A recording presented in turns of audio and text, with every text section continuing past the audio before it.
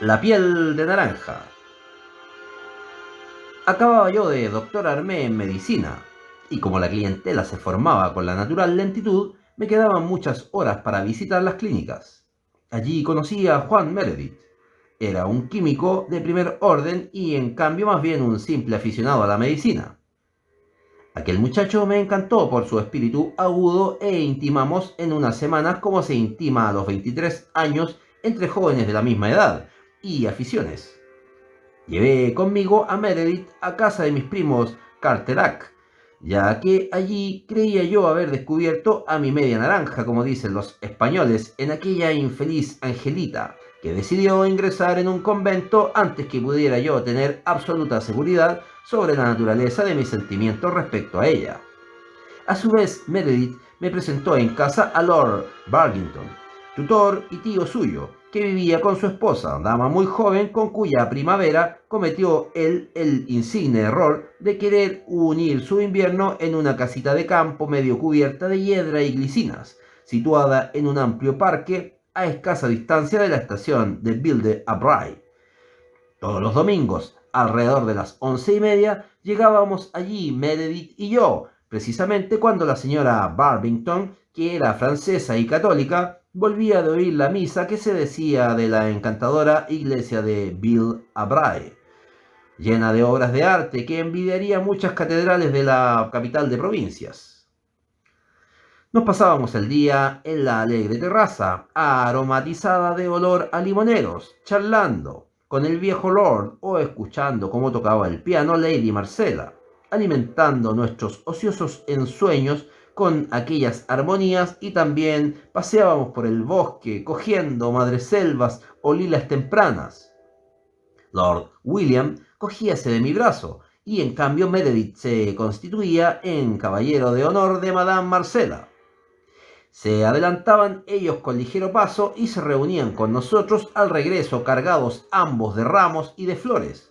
Y era cosa extraña, la tía y el sobrino solo parecían armonizar durante aquellos paseos, pues en cambio en casa o en la calle se mantenían deliberadamente en esa cortesía un tanto agresiva, natural y frecuente entre la joven esposa de un viejo tío y el sobrino, presunto heredero de éste. Meredith, a quien no pude por menos de hacer notar el contraste entre las dos actitudes con que se trataban, me respondió con alegre franqueza. Como tú muy bien dices, amigo, no siento cariño por mi tía. Es más, su presencia al lado de mi tutor me molesta y me importuna. Lady Marcella me odia también cordialmente en mi calidad de sobrino. Mis visitas a su esposo la contrarían, pero en cuanto nos encontramos en el campo, ya no somos más que dos jóvenes camaradas, a quienes agradan en sincera coincidencia los paseos, los árboles hermosos, la brisa fresca, el aire puro de las alturas y las flores del campo. Lady Marcella tiene 22 años y un espíritu inquieto. Le llevo muy poco tiempo y dicen que no soy demasiado tonto. Por eso no pensamos más que en divertirnos y en gozar de la vida durante esos paseos en mutua compañía. Pero seguimos siendo libres de adoptar nuestras actitudes de cortés hostilidad al volver a casa. Le repliqué que no conseguía comprender por qué aquella amistad campestre no podía seguir siéndolo en casa, y añadí que su psicología me parecía demasiado rebuscada. No he hablado de amistad, me contestó, solo he dicho camaradería, lo cual es muy distinto. No puede haber amistad entre la esposa de mi tío y yo, pero en cambio la camaradería a nada nos compromete. Cuando pienso con insistencia en mi yo de aquella época, creo que acaso en el fondo estaba lo suficientemente enamorado de Madame Marcella para encontrar muy razonable aquella frialdad. Aquel sentimiento del cual estaba yo inconsciente era quizá el obstáculo que me detenía en mis amorosos pensamientos sobre Ángela. Un domingo, a los 3 meses de frecuentar la hospitalaria morada de Lord William, era el 14 de julio de 1800 algo, nos encontramos los cuatro almorzando en el coquetón comedor de estilo renacimiento. Llegábamos a los postres y Madame Marcella mandó servir los licores conforme a la moda inglesa. Generalmente no se levantaba ella de la mesa para impedir con su presencia que Lord William, un tanto aficionado, bebiera demasiado jerez o demasiados anises. Pero aquel día me pareció sumida en un hondo estado de distracción. como si se sintiera alejada de aquel sitio.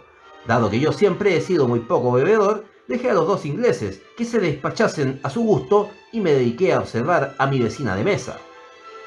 Jugueteaba con la piel de la naranja que acababa de saborear gajo a gajo.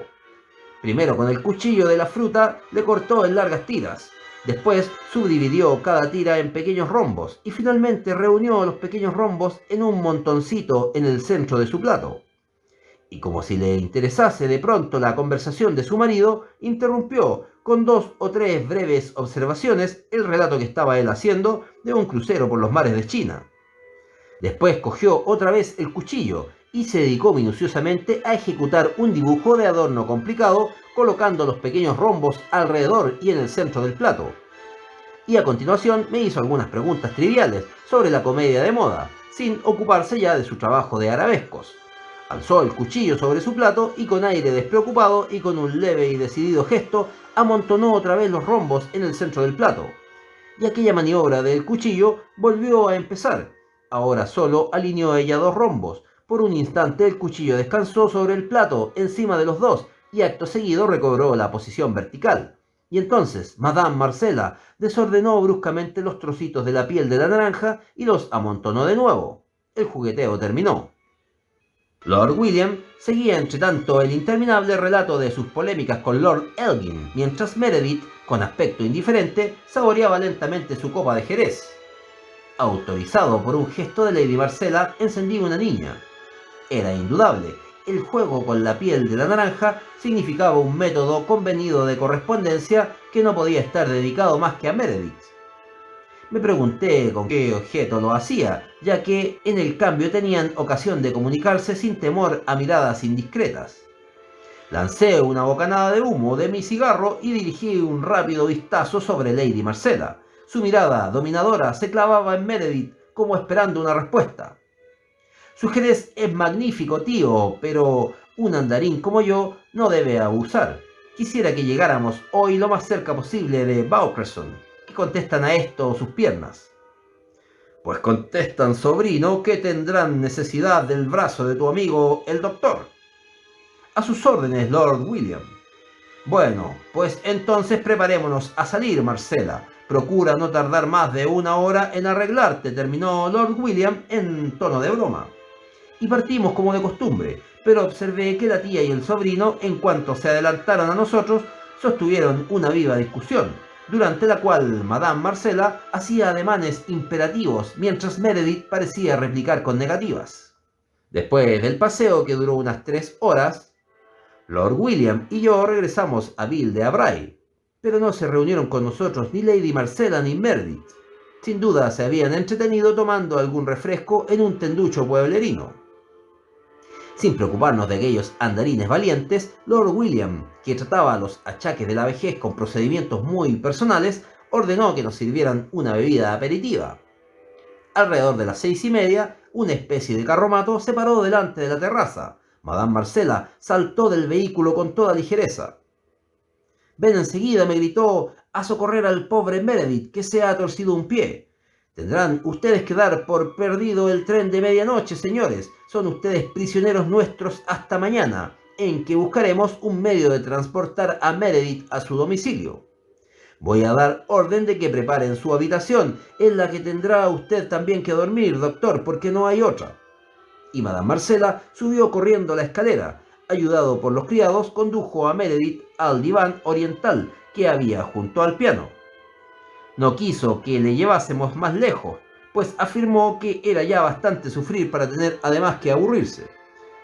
Le subiríamos a la hora de acostarse, pues deseaba ya no cenar, estar al menos presente durante la comida. Me permitió que le reconociese el pie. Lo tenía quizás algo hinchado por una caminata excesiva, pero no encontré nada alarmante ni que revelase claramente el origen del dolor de que se aquejaba. «No creo que sea una torcedura», indiqué, sino más bien un fuerte calambre. ¿Se han vuelto tan delicados los estudiantes de Eton que se ponen a dieta por una cosa tan insignificante? Debes comer, Juan, y estoy seguro de que con buen apetito. Lady Babington bajó al salón y pude convencer a Meredith de que sustituyera su calzado por una zapatilla de fieltro. Parecía ella muy alegre, más risueña y habladora que nunca, y en apariencia al menos se preocupó muy poco de Meredith. Concluida la cena, en la cual Lord William hizo que sirviesen champaña, pues quiso brindar por la curación total de su sobrino, el viejo contrincante de Lord Elgin se durmió en su sillón, y mientras Madame Marcella ejecutó el piano polonesas de Chopin, su músico predilecto, Meredith fumaba en silencio y, apoyado en el pleyel, volvía yo las hojas cambiando alguna palabra de cuando en cuando con la bella pianista. Alrededor de las 11, Lord William se despertó, dando la señal de retirada. Subimos a Meredith al piso superior, alumbrados por Lady Barbington, que me advirtió, dado que no había timbre en nuestro cuarto, que golpease en el suelo si Meredith necesitaba algo. Mi dormitorio está precisamente debajo de este, y ya avisaré a los criados, pues desgraciadamente Juana, mi doncella, que duerme de costumbre en mi tocador, está fuera de casa, con permiso hasta mañana por la noche. Ayudé a Meredith a acostarse, apagué la luz y no tardé en dormirme. De pronto me desperté, la noche era negra y sin luna. Encendí una cerilla para ver la hora, eran las 2:15. Iba a apagar ya, cuando, al no oír la respiración de Meredith, volví maquinalmente la cabeza hacia su lecho, y estaba vacío. Esta es, me dije, la explicación de la extraña torcedura. El amigo Meredith es un buen cómico, y Madame Marcella, con los rombos de piel de naranja que tanto me intrigaron, le indicaba simplemente la hora de la cita amorosa, para que uno se fíe después de esto de la virtud de las tías y de los juramentos de los sobrinos. No siento cariño por mi tía, y ella me odia a su vez cordialmente. No hubiera ya necesitado ir muy lejos para tener una prueba fehaciente de ello. Si tuviera yo, como el diablo, la facultad de levantar las techumbres de las casas, a pesar de lo cual Lord William duerme como un bendito, es natural, aunque no lo sea tanto, que ese anciano de 65 años haya querido casarse con una muchachita de 20. En fin, si mi amigo proporcionase un heredero a su tío, no le haría mucha gracia a este. Doctor, amigo mío, todos los hombres están locos, tú mismo divagas. No te has metido en la cama para dormir y no para filosofar. Pues entonces duérmete, sin preocuparte de las vicisitudes de las vidas ajenas. Pero estos admirables razonamientos no me trajeron el sueño, solo cuando amanecía logré dormirme. Me despertó un grito de llamada, al que contestó Meredith con una exclamación llena de angustia, lanzándose hacia la escalera. Me eché encima unas ropas que me hicieran estar presentable y a los pocos minutos le seguí. ¿Qué sucede?, pregunté a una criada con quien tropecé en el rellano del primer piso. Lord Babington, me contestó, ha muerto o está moribundo. Palidecí terriblemente, y en el acto pensé en el cuchillo colocado sobre el plato, encima de los 2 rombos de piel de naranja. La voz de Meredith, una voz como rota, me llamaba desde el dormitorio abierto. Entré. Lady Babington, pálida y apenada, lloraba al pie del lecho. Meredith me señaló el cadáver con un ademán. Me acerqué. Como pensaba yo desde el primer vistazo, Lord William había dejado de existir. En un rápido examen intenté averiguar las causas de aquel fallecimiento repentino, dejando a un lado las dudas o preocupaciones que sintiera yo por lo sucedido aquella noche. No había nada realmente significativo que permitiese sospechar que la muerte no era natural. Tratábase para mí de una rotura de aneurisma, indiscutible al parecer. La caminata de aquel día insoportable para las fuerzas del anciano, sus abusos alcohólicos y sus excesos podían explicar aquel final. Sin embargo, me estremecí. Era tan buen cómico y tan eminentemente químico Meredith. Mi corazón se sintió aliviado. En último caso, el médico forense ya se las arreglaría como pudiese. Lo que yo sabía, y que en el fondo eran meras suposiciones y no hechos científicos, nada tenían que ver ahí. El compañero a quien Meredith había hecho llamar comprobaría hasta dónde le fuese factible las causas de aquel fallecimiento.